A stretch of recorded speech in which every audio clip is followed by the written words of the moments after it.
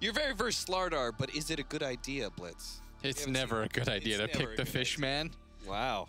Let me just tell you that the only time I really love Slardar is when he's against like Lifestealer. Because then, you know, you always have a way to cancel out his TP and stuff like that. I guess in this game, what does it really give you? They've got 6 synergy, minus armor with Razor, oh, you minus can armor with TA. They've got sick Roche taking potential. Yeah, it's a really easy Roche. That's probably one of the best parts, is like, you don't even need to wait for the TA Deso. Yeah. She just gets a Blightstone. On top of that, minus armor is particularly good against Spectre because of how refraction works. Not refraction. Whatever her passive is. Melt. Not melt. We're talking about Spectre right now, Mike. Oh, you mean Desolate? No. Good lord. Dispersion. Dispersion. Good try, though. You just really went the full circle, huh? You mean Axe's Call? I mean, you're not an offlaner, so I will tell you, Slardar owns Spectre. Yes, and like, it is actually, you destroy that hero. I see, I see. So I'm kind of okay with the Slardar pick. I'm actually kind of down with it.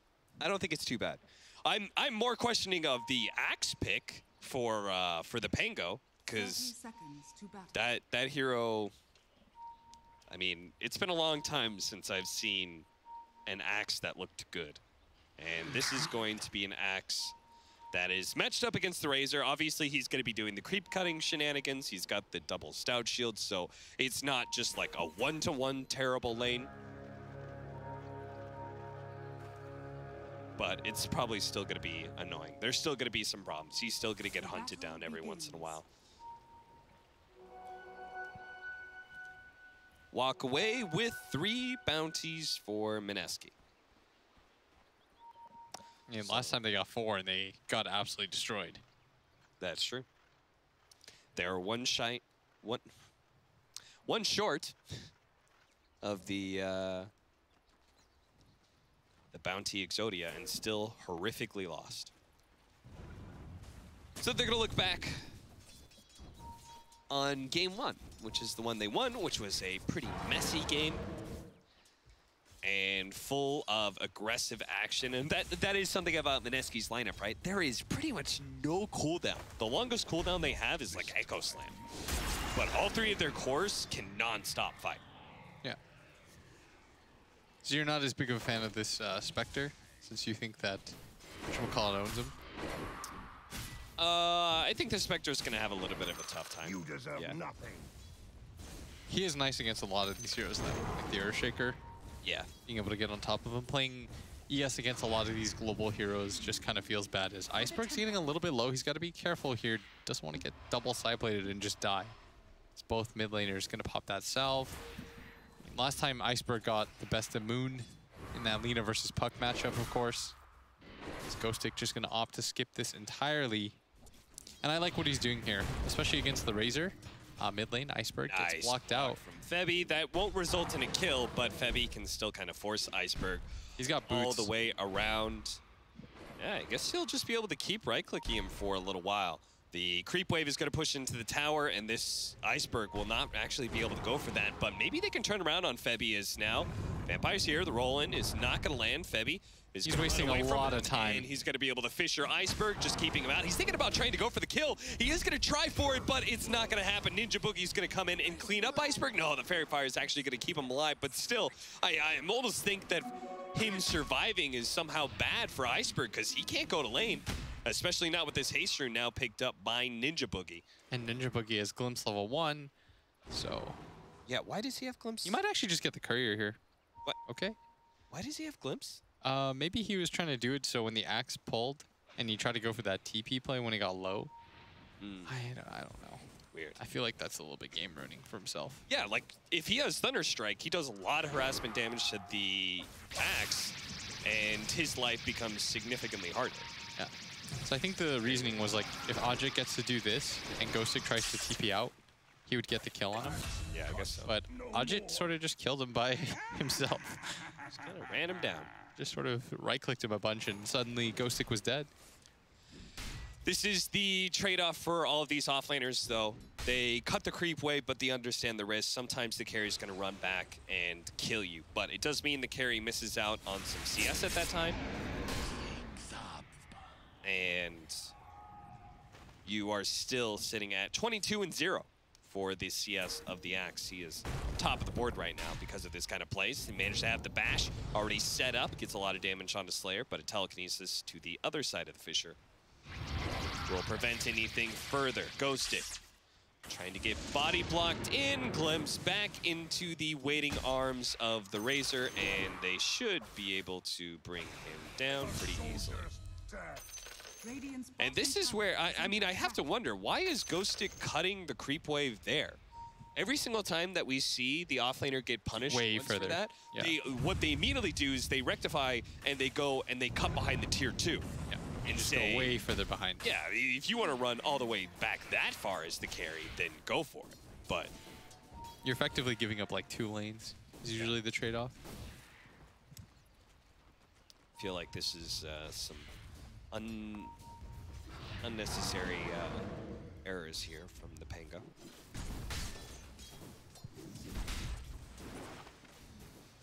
Mid lane is going very well for the Templar Assassin. 23-12. Top lane's going pretty well for the Slardar. Not quite the same CS as the Spectre has, but still seems to be getting pretty good farm and trying to pressure the Spectre. It's going to get particularly hard, I think, once you get level 5, level 6. You get the Bash of the Deep that does 175 extra damage, and then you get the Corrosive Haze shortly thereafter. That is not a lane the Spectres want to stay in.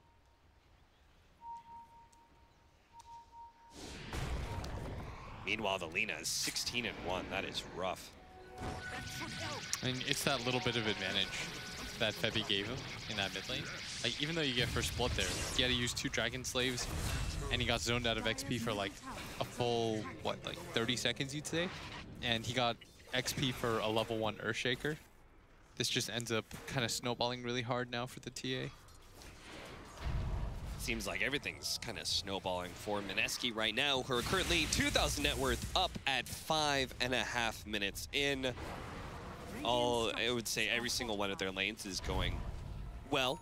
Yeah, you see what Moon's doing too. He's trying to kill the creep wave alive as Febby's going to run into Iceberg here, who gets him dangerously low, but by keeping the creep wave alive, he was able to keep the catapult going for quite some time, so it's going to deal quite a bit of damage to that mid tower as Ajit and Ninja Boogie, they're going to go on a Ghost Tick. They've got full vision of him with the Thunder Strike. This should be another kill. This is so much damage that he's got stolen up.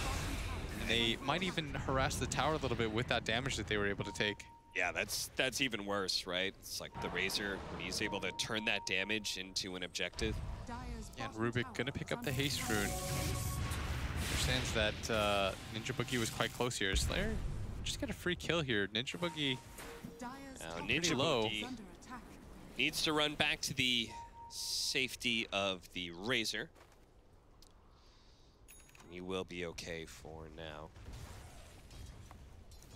Meanwhile, Slaughter out CSing. And they're going to win all 3 lanes. What I really don't like about Axes in this situation is that, like, they cut the creep wave and they get themselves some farm, but when they die repeatedly to the carry, it's like they're this great big piggy bank. Yeah. You just feed a bunch of experience and gold to if you're like this level 3 Axe and you die, you don't really feel bad, but you're a level 5 Axe with 38 CS. Like, every single time that you're dying, you see it already reflected in the fact that Ninja Boogie's level 4, despite him not really moving around the map too much, and even getting caught out, like when he did in the river by the Rubik. Like, he's wasted quite a bit of time, but he's still level 4 because he's setting for kills on the Axes. Nice fissure by Not quite going to be enough here. That's going to be the Spectre ultimate being used. Nice use of the dagger to be able to slow down Ninja Boogie, and then he hops over to mid to join the rest of his team fight. But Ajit, he's just too strong, it looks like. They can't actually fight into this Razor, and now maybe his decision of bouncing away from that Disruptor is going to play against him as he almost dies. Fortunately, going to be saved by the Earth Spirit, who is going to be able to get the pick slow down. Nice Fissure block, but Ajit is actually down and turn around and just beat Ghosting to death with his electric whip. It's a trap indeed. Moon and the rest of Mineski rolling over the Pango. Managed to take that mid-tier 1 tower, now sitting at a 4,000 gold advantage. He's just cutting the wave because he's saying like, okay, this is exactly what you want to do when people leave your lane, protect your creep wave, get the next wave going in. This is what allows you to pressure the tower really hard. The best part about all of this for Mineski is they don't really have to commit too much to taking down these towers as Moon. A little bit trapped out, Iceberg. There's 4 heroes here. Febby does have a stun soon under the river, but not really sure how much this is going to do here. Do they have detection? No, he's just going to sit here. Okay. Well, this is going to be a lot of wasted time for the Pango.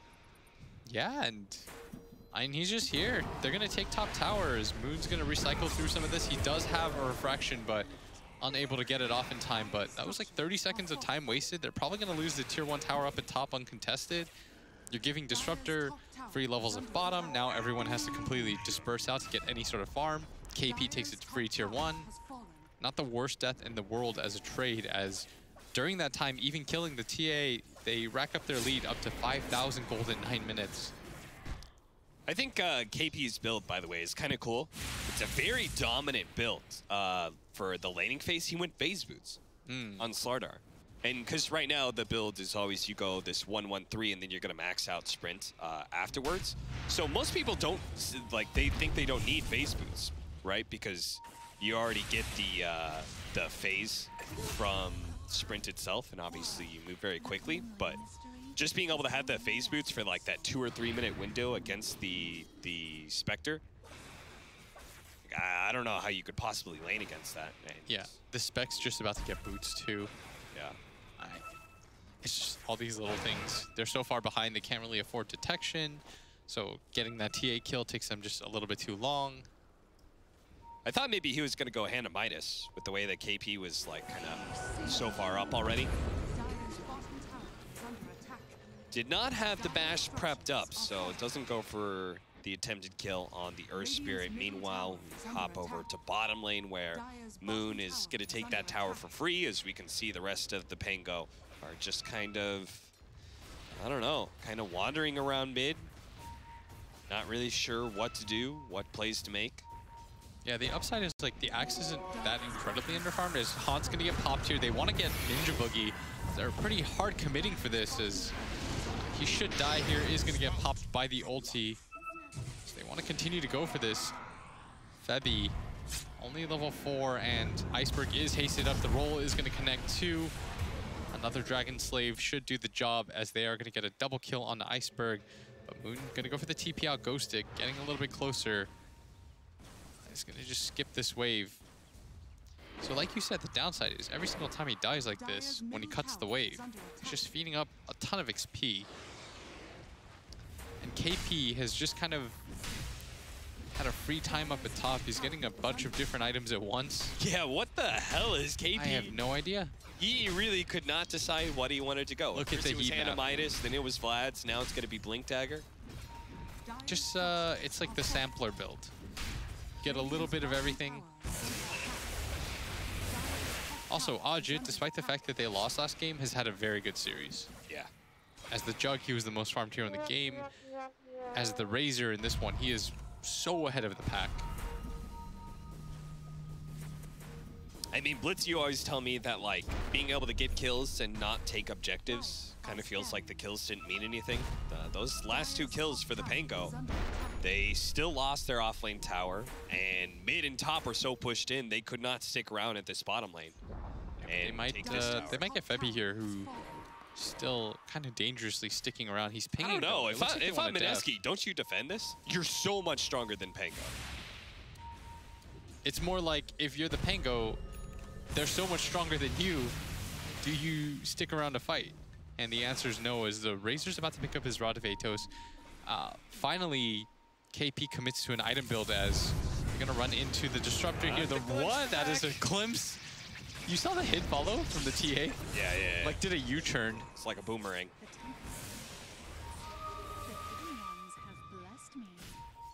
The Blink Dagger first for the Templar Assassin. When you've got, I think, such a dominant start to this game, kind of feels like... Oh, he's going back for the Midas now. Okay, so he's got the casual mask. I mean, he already had the blink, so. And now he's got that kind of kill power with the bash already prepped up.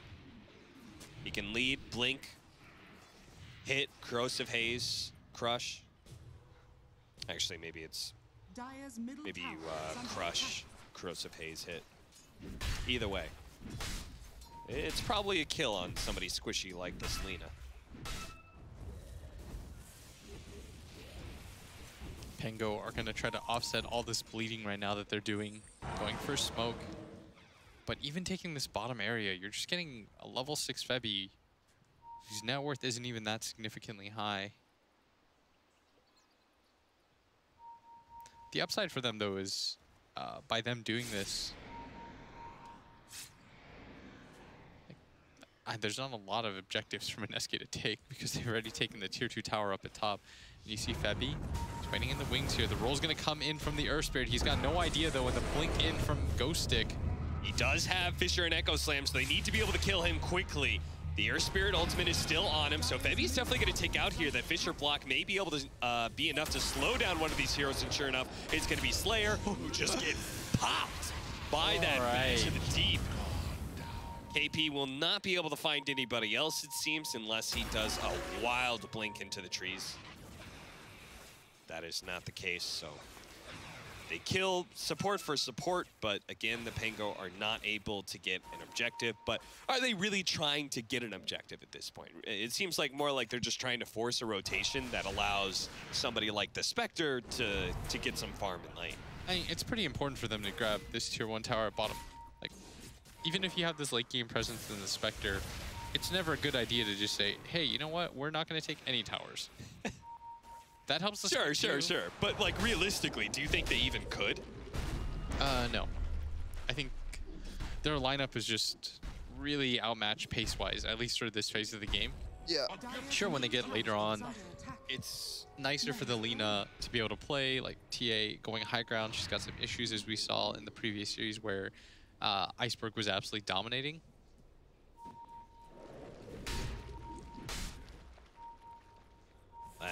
Hanamitis is going to be coming in soon. This is a lineup that is definitely going to hit a big mid-game window for Mineski, but I think they want to probably Roshan. Once they get the Deso on TA, you're going to like 4-shot that.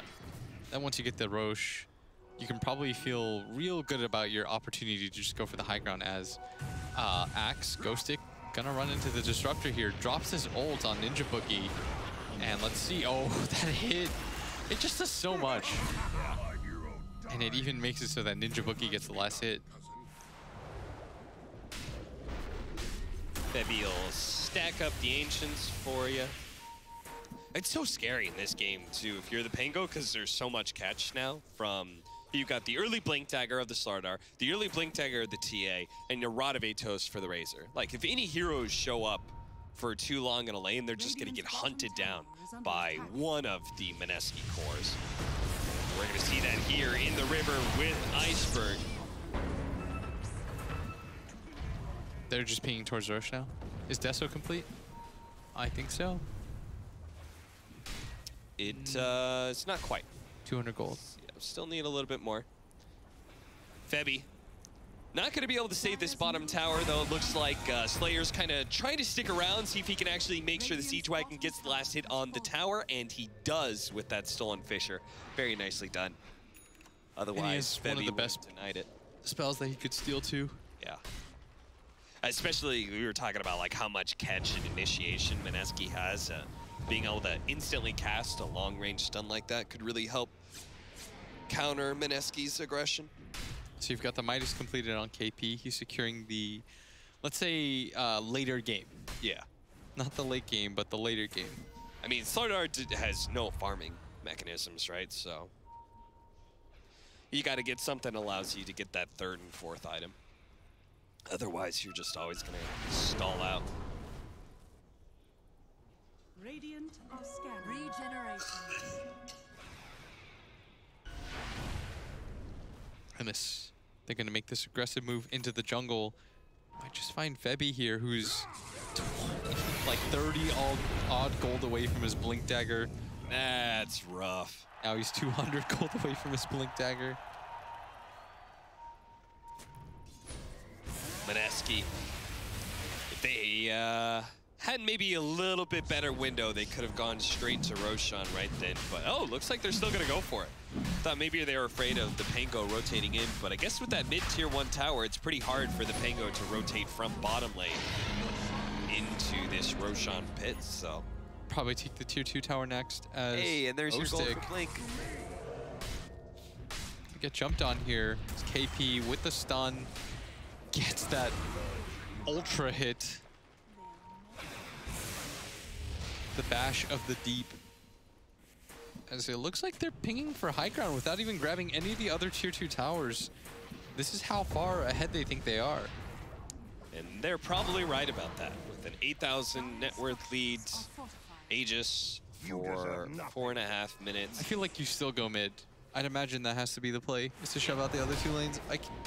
Even if you're this far ahead, you try going high ground and it fails once. All of a sudden you've reset the game, and you really don't want to do that against Spectre lineups. You want to wait until you have BKB TA before you go high ground, right? Like, you can poke at high ground if the opportunity presents itself. You can force the Pango back, but this is time to take tier 2s first. And maybe hunt down a Spectre if you happen to run into him farming up the jungle. Take that too, sure. That's going to be a pretty big kill onto Naive, who really is just like all of their hopes and dreams in one basket. He's not even that underfarmed, considering the state of the game and the fact that they only have 1 tower and they haven't won any team fights, but being able to slow down that momentum there as Ghostic looks like he's just going for that Vanguard. I think he thinks the Blade Mail opportunity is a lot better, which I think he's correct in, but this also doesn't really feel like a good Blade Mail when you've only got like 900 HP, you blink and you die in 2 seconds. Yeah. Managed to get the call, and this would be a massive kill if they can get it, but Moon, he immediately jumps on Iceberg. Iceberg's gonna throw out all of his damage real quickly on the Slaughter and try and run away from Moon, but unfortunately there is gonna be that 3-man Fisher that came out from Febby. Moon will be able to pick up 1 core. Now they're gonna try and catch a support here in the Earth Spirit. Meanwhile, oh, good hit there. Well done. Player, he was dead, but he gets a courier out of it. That was well played. Getting something out of that situation is so ideal. Oof. Those are some rough odds. I think that's the first time at this tournament I've seen double digit. 11 is quite high. I don't know if it deserves that. Spectre is still Spectre, as far as I last checked. But it's a Spectre that's playing again this minus armor lineup. The fact that he's forced to go into Manta as first item, like, Manta on a lot of heroes really accelerates your farm, but on Spectre it is not the greatest. But he kind of has to, right? He's got all this minus armor, he's got the melt minus armor, he's got this corrosive haze he's got to get rid of. Can you, did they ever fix the Manta dodging glimpse? No idea. Because I know that was taken out of the game. Unsure if it was intentional or not. Intended value. We got 16-8. This time around, it's Mineski that's doubling up the Pango score. Both teams are just really aggressive, and I love that. I absolutely love that.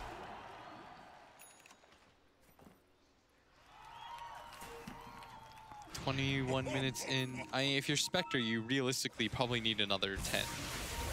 Yeah. You get the Radiance, and you hold like 1 team fight. I could see Pango winning. Well, I don't see them winning, but I could see like a path to winning. The beginnings. Do you think he is going to go Radiance with this Manta build? Like, I don't know how good Diffusal is in this game. Yeah. I feel like he just sort of dies. Whereas, like, if he goes Radiance, at least he can disrupt a lot of stuff. Like, he'll burn through refraction charges, he'll stop the Earthshaker from being able to participate in the fight. Ninja Boogie probably just dies. But I don't know. The bigger issue is, like, do you even have enough time to get this Radiance? 40 seconds for the Aegis, and that is just enough time, apparently, for Moon to try and go for a kill on this tier 3 tower. and open up the shrines, and that's just gonna kill any semblance of map control the Pango once had. They're gonna toss back. They're just trying to poke at the TA, prevent him from taking this tower, and see if they can get the Aegis to take out Moon. Is not willing to take that risk. So as a result, the tier 3 survives, and so do the shrines. Yeah, without a BKB, I think he is going to be reluctant to just go straight up for that high ground. Plus, if the Pango are really smart, or they do some like crazy play where they take a fight like right then, 2 seconds before Axe Blink calls you, you don't get the full regen, you get popped by his ulti, and all of a sudden, you've got to go through this entire process again. Yeah.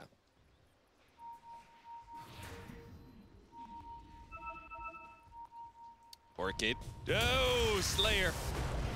He comes out thinking he's going to be able to get some vision down. The rest of the team is going to follow this one up, and there is going to be the Spectre ultimate here. They're going to try and TP out on Bevy, but he gets Gold Scepter. Great play from Iceberg with that really long range to be able to stop that TP out. They're going to get both of the supports, and even if they're just supports, honestly, when you're 12,000 net worth behind like this, kill's a kill. It's going to slow down the momentum too, which is important. Like during this time, Mineski probably don't go for any sort of high ground plays, and the game probably just resets again. But Spectre's still 5 minutes from being 5 minutes away. Yeah.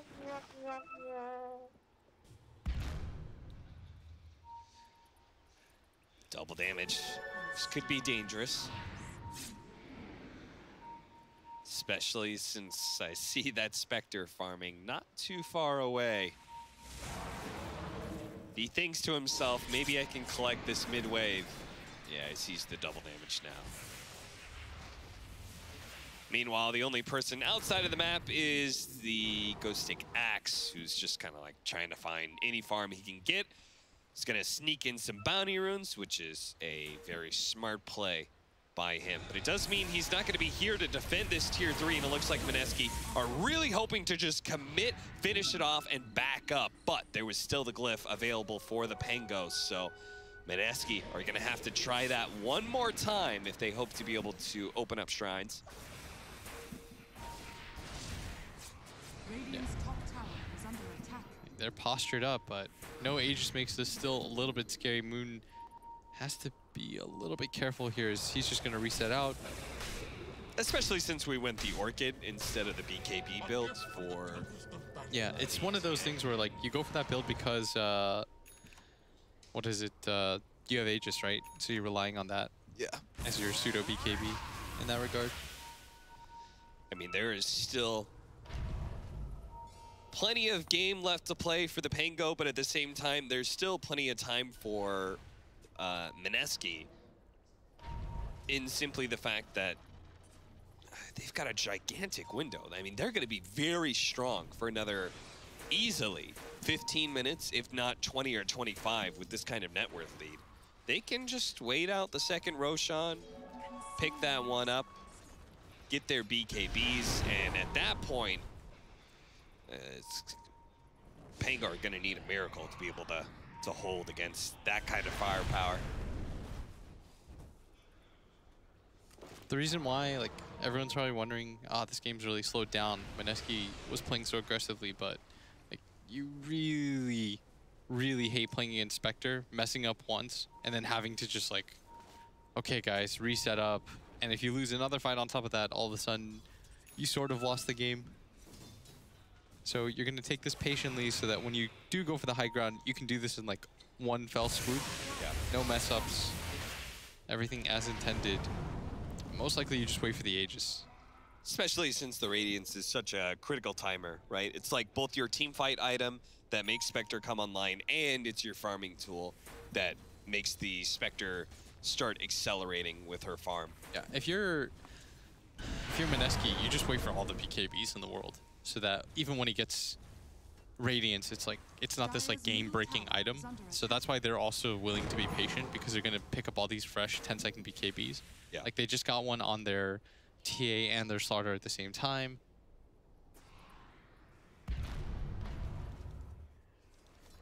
All right, well, that's all your 10-second BKBs that you need. Just got all of them. You've got all 3 cores. 3 10-second Razor's had his BKBs. for forever. Now all you do is wait for the Aegis. You get the Aegis, you push down bottom, you take the Shrine, then you go get racks. I think that's how you do it. No muss, no fuss, no complicated, messy game one. This could be a very clinical, straightforward game for Mineski, but they can't afford to lose certain heroes, and it looks like they won't. Well, maybe they still will. The follow-up from Ghostic. Guys, this isn't... Are you even gonna kill This isn't Ninja worth Boogie? it. You're not. Why'd you just commit a core for a 5 position? Ninja Boogie's like, that was the most worth thing I've ever seen in my entire life. Ninja Boogie's just sitting there thinking to himself like, sure, why not, as KP gonna whiff on the stun, but it doesn't really matter. Well, what? Ninja Boogie was probably laughing about that initiation before he even knew if he was going to survive or not. He saw the lead. He's probably just like, all right, this is worth it. Just laughed at that as Rubik gonna get stunned up and steals it himself, but dies in 2 seconds with the Amplify on him. Yeah, and that's the same story for this Earth Spirit who's forking it up. Okay, and I guess if you just throw your lives away at bottom for that Disruptor, you don't even need to wait for the Aegis. Yeah. You just get to go high ground now. That was such a weird sequence of events that we saw happen. And our Spectre's like, well, shit. I can't get the Radiance. We have to fight them right now. So he's going to go for the Diffuser Blade and just kind of hope this works out. They've already killed the Templar Assassin, so that is massive. Ajit has already stolen every bit of damage away from Ghostic, but Ghostic doesn't even die. He's just trying to get out with his BKB right now. The Pango might just be able to get even more off of it. Echo whiffs! El whiffs! And they're only going to be able to kill the Earth Spirit off of this, but a big hit in from KP. He'll cover Febi's initiation with a better one of his own. They kill the Spectre and save the Razor's life. That was looking a little iffy there for a moment. And in the end, it doesn't even matter that he whiffs that Echo. It was such a weird thing. It was like a sliding Earth Spirit, and the Spec split away from him. I felt so bad for Febi. It looked like it was going to be a situation where he was going to get 2, and instead he gets none. And now we're going to get the melee Rex. Dire's bottom barracks are under attack. Yes. Okay. Now you just wait for your TA and go Roshan. Your opportunity's even better. Dire's bottom barracks are under Rough game. That Echo, I wish we could see the replay of that. That was so funny. Just like slid on by. Dude, I'm still remembering that Febi 3-man black hole. When they all walked in. What a hype moment. My God, Febi hits the 3-man black hole. Let's look at the replay. Oh, they just walked into him. They just straight up, not this time, guys. As they're gonna walk into the Roshan pit, as this is a lot of heroes in the pit. I feel like somebody should stay out of here, and I think Ajay realizes, okay, if we all get Axe called, that would be real unfortunate timing, as they have Aegis Cheese now, so Moon, who did die early on. I don't know about you. I don't think that Crimson Guard is going to stop this, all this damage that's going to come out from Mineski. They're going to... Now you gotta try to I love how pump the Razor. Mineski just keep on taking every single step. They saw the Pango in game 2. They're like, we're going to play like them. Very clean, make sure that every advantage is being held. They're going to 4-man smoke behind Ajit, wrap around here to be able to catch the Pango out, and it starts with a Fissure, and they immediately find the backline. Iceberg almost getting blown up immediately, but does manage to get his Dual Scepter off. Ninja Boogie does cover that with the Static Storm to make sure there's no place in Lina, no buyback either. The Spectre with the Blade Mail trying to get away. The Echo Slam and Moon, all his damage will be enough to finish up that core. No buyback on anybody from the Pango. They have bought out just to try and find a way they can win a fight, but it's not even close. They don't kill a single member of Mineski and getting wiped in the process. That is going to be it. That is GG. Mineski will take the series 2-1. Once again, they take down the Pango and demonstrate that they are the superior team and go to the upper bracket here at ESL One Mumbai. The laning phase was just so rough for them. It was like Ghostic cut the wave by the tier 1 tower like 3 times in a row, dies, and you're feeding away like a level 4 axe 2 times in a row to the Razor, who just like solo kills him. Yeah, dude. Every other offlaner is going behind the tier 2. In the mid lane, Febi just comes through, snakes Iceberg, fissures him, buys like 30 seconds or more, does feed first blood, but it doesn't actually end up mattering. And then at top, KP's like, this is the freest lane I think I've ever seen in my entire life. Just nobody touches him. He takes a free tower uncontested. This game for Mineski, 3 lanes just dominantly won. Yeah. There's no real way for the Pango to come back because they've got this Spectre that just needs to farm. Ghostix, really their only way to just like make plays around the map, but it really felt like he wasn't really sure what to do in this game. So it's going to be a 2-1 hard-fought victory from Mineski. Very clean victory though, as we throw it over to the panel for their analysis.